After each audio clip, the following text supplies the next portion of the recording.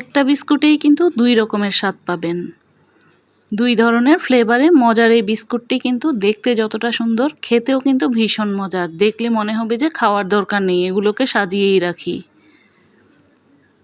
ভিডিওটি যদি ভালো লেগে থাকে তাহলে একটি লাইক কমেন্টও শেয়ার করতে পারেন। তৈরি করার জন্য আমি প্রথমেই একটি বোলের মধ্যে 1 কাপ তেল নিয়ে নিচ্ছি। চাইলে এখানে বাটার বা ঘি দিয়েও করতে পারেন, তবে আমি আজকে তেল দিয়েই করছি। একদম অল্প খরচে আজকে আমি এই বিস্কুটটা তৈরি করে দেখাবো। দিয়ে দেব আধা কাপ চিনি। আমি এখানে আধা কাপ চিনিকে গুঁড়ো করে নিয়েছি। আর দিয়ে দেব 2 চিমটি পরিমাণ লবণ। একটি হ্যান্ড উইক্স দিয়ে এবার খুব ভালোভাবে মিশিয়ে নিচ্ছি।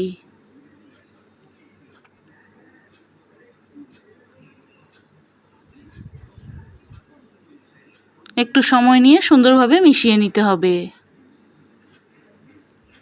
এবার দিয়ে দেব 2 কাপ ময়দা।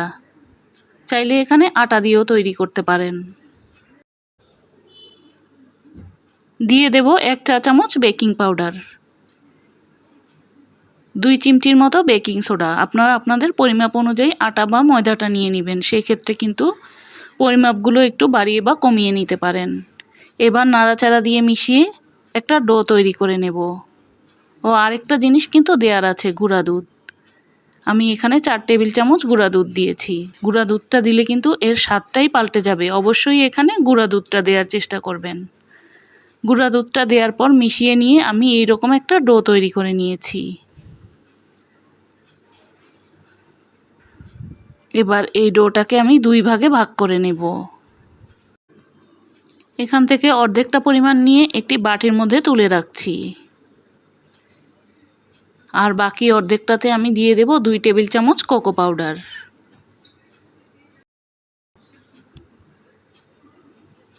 এবার ভালোভাবে মিশিয়ে নেব। দিয়ে দেব সামান্য একটুখানি তেল, যাতে কোকো পাউডারটা খুব ভালোভাবে মিশে। এখন কিন্তু আমি ডোগুলোকে তৈরি করে নিয়েছি। দেখতে এই রকম হয়েছে। বিস্কুটটা যেহেতু চুলায় বেক করব, এজন্য একটি স্টিলের প্লেটের মধ্যে কাগজ বিছিয়ে তেল ব্রাশ করে নিয়েছি। এবার এখান থেকে অল্প অল্প করে নিয়ে আমি বিস্কুটগুলোকে তৈরি করে নেব। দেখতে একটু ঝামেলার মনে হলেও কিন্তু এই বিস্কুটগুলো তৈরি করা একদম সহজ। প্রথমেই একটা ডো থেকে নিয়ে এই রকম চিকন লম্বা করে নিতে হবে। তারপর আরেকটা ডো থেকেও ঠিক এই রকম করেই নিতে হবে। এবার দুইটা একসাথে কিন্তু মিশিয়ে দিতে হবে।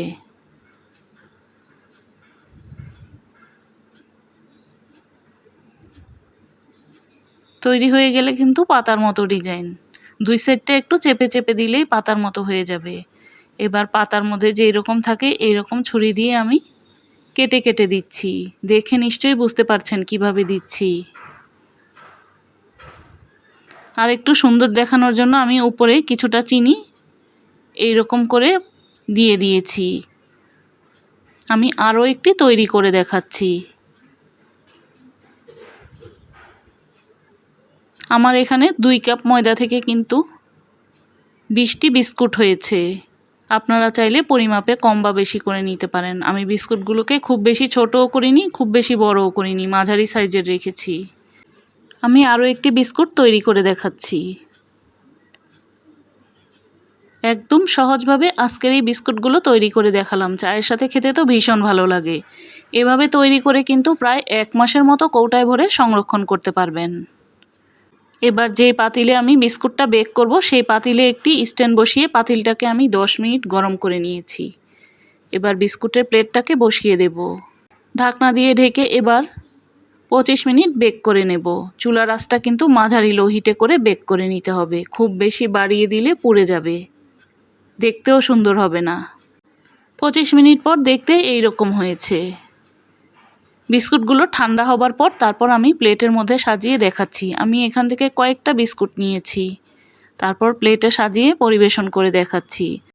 গরম অবস্থায় এই বিস্কুটগুলো তুলতে গেলে কিন্তু ভেঙে যাবে। বিস্কুটগুলো ঠান্ডা করে নিয়ে তারপর তুলতে হবে।